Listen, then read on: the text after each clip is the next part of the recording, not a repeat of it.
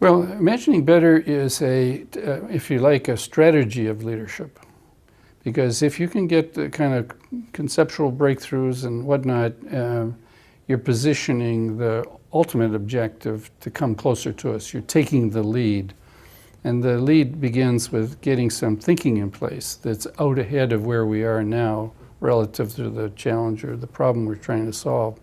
So it is an expression of leadership and a tool, if you like, a kind of means to an end. Because it's not just, you don't just have to imagine better, ultimately you're going to have to do better. And that's another sort of leadership challenge. It's getting more down to business about vision, because there'll be lots of vision that's not actively pursued or followed through on and so on. It's valid vision, but very little will have been done with it in some instances. So if you could just see this as a kind of something you do not just at the beginning, but whenever you get stuck, you can go back to imagining better to get us past where we're getting stuck, or if we've plateaued or something. Like, you've got to go back to the drawing board and find yet another way forward. Because again, if you're stuck, it means you've come up against something you've not solved before. And you've got to start imagining, well, if not this strategy that's got us stuck, what would be alternative strategies that would get us unstuck and moving again?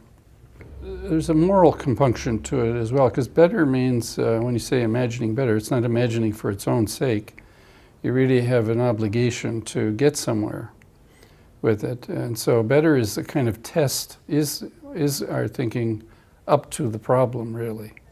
So it's not just, oh, we do it for the fun of it. There are stakes, there are consequences. If you don't, get somewhere with it, Now, it's not that you have to each and every time or in every aspect, but people only go to this trouble because there's something that needs doing. Some, problem. If putting it this way, if not this, then what? Would be create the necessity for fresh thinking. Because people would say, oh, a person with disability couldn't work.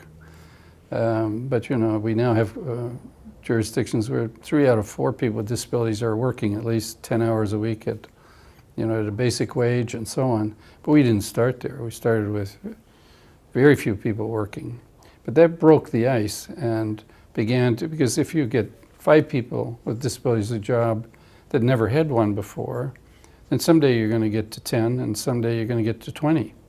Because each time you imagine better, you're creating a body of experience that ends up having practical insights, consequences, and so on.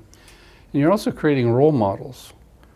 You now have examples of people with disabilities working, and that triggers the next example.